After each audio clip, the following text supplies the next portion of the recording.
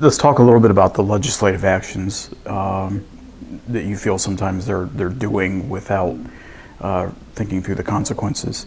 Can you give me a specific? Well, for example, I think the biggest problem is sometimes extremes on both sides.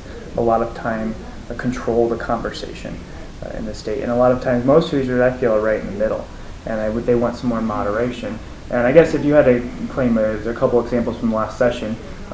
One would be the guns bill that they tried to pass to allow guns to come onto school property.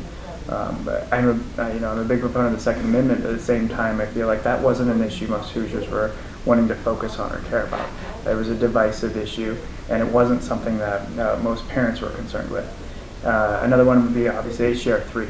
Consume the entire legislative session. I sat in those committee hearings that took over 6 hours long, and we could have been talking about the new standards for education that they just implemented. We could have spent that time talking about those.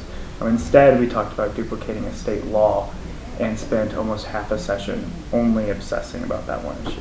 Mm-hmm. Do you think that sometimes, like in the example of property tax caps that were enacted a couple of years ago and written into the Constitution, do you think that, two-part question, do you think that it's okay to write things into the Constitution at that point that quickly?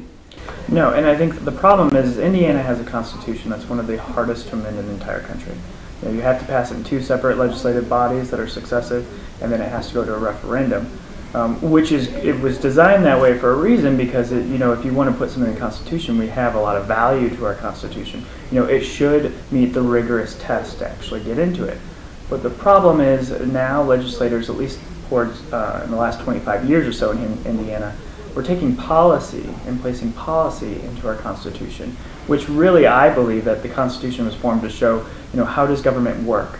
How does it run on a daily basis? And that's really what I think the Constitution was, our core beliefs and how we should run our government, not taking random policy and putting it in there. And the problem is when you do that, you also limit yourself to actually fix it. And we should have just passed a law, because then if there's a problem, we can tweak that really quickly and fix it without having to go another 4 years just to make a change.